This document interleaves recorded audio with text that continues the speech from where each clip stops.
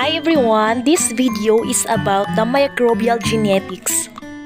In this video, we will learn about the gene expression, the gene regulation, DNA replication and mutation, and the mechanism of gene transfer. First is about the gene expression. The expression of a gene into a protein occurs by transcription and translation. Transcription of a gene into RNA. This process produces an RNA copy of the coding region of a gene. The RNA transcript may be the actual gene product or be translated into a polypeptide gene product.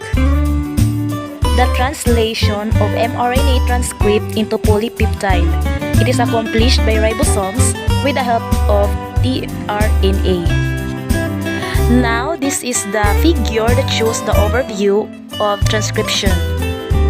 The transcription is unidirectional. The ribonucleotides can only be added to the third end of a transcript. Thus, elongation is in 5 to 3rd direction. Next, we are going to the 3 steps of transcription. First is the initiation. RNA polymerase binds to the promoter of a gene. Promoter serves to target and orient RNA polymerase. Once docked at promoter, RNA polymerase unzip DNA. Second is the elongation. Only one DNA strand is used as a template. The last one is a termination. It is triggered by scientific DNA sequence in the gene. Now, let's go to the various rules of an RNA transcript. First is a messenger RNA or mRNA, RNA copy of a gene that encodes a polypeptide. Second is the ribosomal RNA or rRNA, RNA that is a structural component of ribosomes. Lastly is a transfer RNA, which is the tRNA. It delivers of correct amino acids to ribosomes during translation. So in translation, the building of a polypeptide, one amino acid at a time, by ribosomes using info in mRNA. So the ribosome bind directly to mRNA, read codon by codon. So ribosomes always start at AUG, so the methionine. Translation also involves tRNA, each of which is attached to one of the 20 amino acid.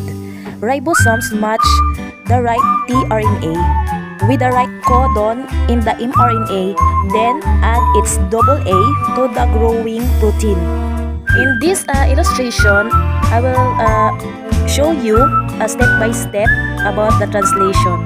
So the first is the initiation. So as I tell you, ribosome always start with AUG. Then the ribosome match the right tRNA via anticodon. So components need to begin translation come together. On the assembled ribosome, a tRNA carrying the first amino acid is paired with a start codon on the mRNA. A tRNA carrying the second amino acid approaches. Next, the place on the ribosome where the first tRNA sits is called the P site. In the A site next to it, the second codon of the mRNA pairs with a tRNA carrying the second amino acid. The first amino acid joins to the second by a peptide bond and the first tRNA is released. The ribosome moves along the mRNA until the second tRNA is in the P site and the process continues. Next, the ribosome continues to move along the mRNA and new amino acids are added to the polypeptide. Now it reached the stage of termination. So when the ribosome reaches a stop codon, the polypeptide is released. In this stage, finally, the last tRNA is released and the ribosome comes apart. The released polypeptide form a new protein. So in initiation, the ribosome assemble at specific AUG of mRNA. The ribosome binds 2 tRNA in double A's, then 2 codons at a time, matching complementary anticodons with mRNA codons. In elongation, ribosome catalyzes peptide bond formation between amino acid attached to each tRNA. So the ribosome shifts 3 nucleotides on mRNA and repeats the process. And the last stage, the termination, will snap the codon causing translation to end. This figure shows the table of the genetic codes. If the DNA sequence is CATG, CCTGGG, CAATAG, so in transcription, the mRNA copy is CAUG, CCU, CAAUAG in translation. Then the polypeptide is met, pro, gly, and gene. Then stop. All proteins begin with met. Let's hit to the gene expression in prokaryotes. So gene expression is not necessarily segregated. Transcription and translation can occur simultaneously. This figure shows the evidence of the segregation of transcript and translation in some prokaryotes.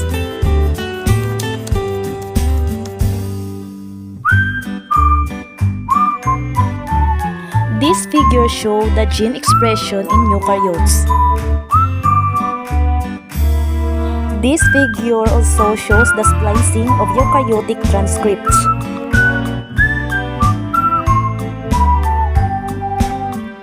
Next is the gene regulation. The levels of gene regulation, the expression of a gene into functional proteins can be regulated at multiple levels. The transcription, which is regulation of rate at which gene is transcribed, and the translation, regulation of translation of our mRNA. First is the regulation of transcription. The focal point is whether or not RNA polymerase bind the promoter of a gene and initiates transcription, which depends on the following. First is the affinity of RNA polymerase for a given promoter.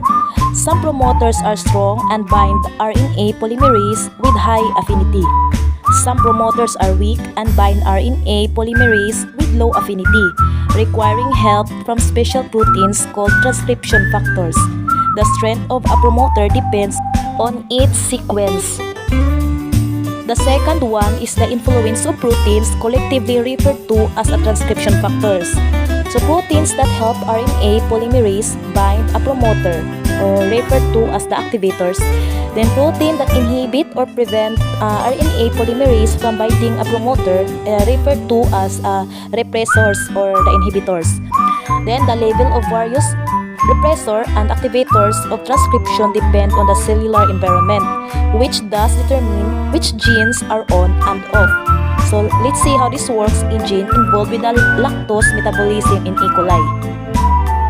Now this figure shows the lac operon of E. coli. The lac operon is a module of 3 genes involved in lactose metabolism. So the lac Z, lac Y, and lac A that are transcribed in a single mRNA from a single promoter. So on either side of the promoter are 2 special sequences: the cap site, which binds the activator cap, and the operator, which binds the lac repressor. In this figure, the lactose is absent. The lac repressor protein by default is bound to the operator sequence, thus blocking part of the promoter and preventing the RNA polymerase from binding and initiating transcription of the lac C, lac Y, and lac A genes. So the lac operon is off since there's no need for these gene products in the absence of the lactose. Here shows when lactose is present with glucose.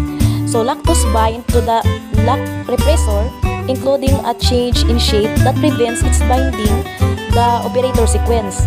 With the operator no longer occupied, RNA polymerase can bind promoter and initiate a low level of transcription. So since glucose is present, the lac operon is on low. Now in this figure, it shows when a lactose is present without the glucose.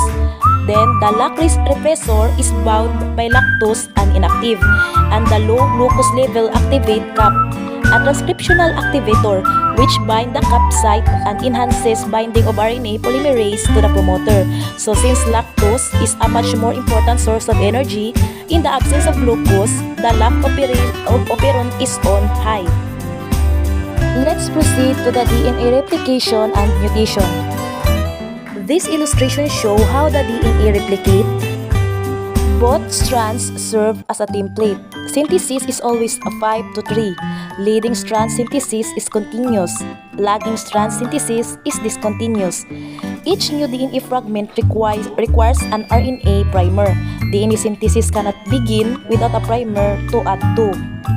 Some important enzymes, the DNA polymerase, the primase, and the DNA ligase. So the DNA polymerase, this synthesizes the new DNA. Then the primase makes the RNA primers, and the DNA ligase stitches the fragments together. This is the structure of DNA replication in prokaryotes. So mutations. So a mutation is any change in DNA sequence. Change of one nucleotide to another, and insertion or deletion of nucleotides or DNA fragments, and the inversion or recombination of DNA fragments. So what causes mutations? So one is the error in DNA replication or DNA repair, then the chemical mutagenesis, and high energy electromagnetic radiation, UV light, X-ray, then gamma rays. This shows the effect of mutation. Insertion and deletions can cause frame shifts. Let's proceed to mechanism of gene transfer. This illustration shows the horizontal versus the vertical gene transfer. This is how the homologous recombination. So unless transferred DNA is circular without ori or the plasmids, it must recombine with host DNA to be retained. So recombination can occur between homologous DNA sequences, DNA with same genes, facilitated by special proteins, and the original DNA is lost. Let's go to the method of gene transfer. Bacteria can acquire DNA in 3 basic ways. First is the transformation, uptake, and retention of external DNA molecules.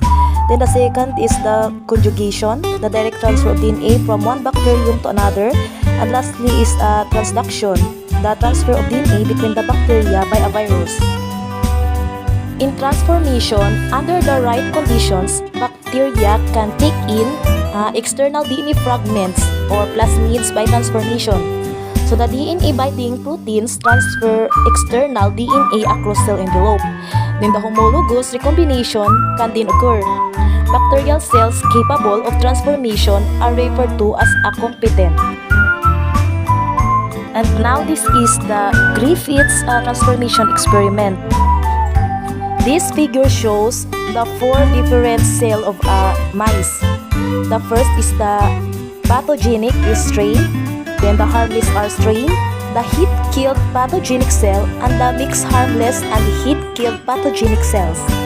Based on Griffith's experiment, the mouse that has the A strain developed pneumonia and died. Then the next one that has the R strain did not harm to the mouse. Then the third one also an ejection of heat-killed strain cell did not harm because the cell were dead. But when Griffiths injected a mixture of live R strain and heat-killed strain cell into the mouse, it died. When Griffiths cultivated the organism from the blood, he found live A strain cell. Next is the bacterial conjugation. This process requires an F factor plasmid. When an F factor is transferred from a donor to a recipient, the F cell is converted into F plus cell. The required F factor plasmid has all conjugation gene, directs formation of a 6 pilus.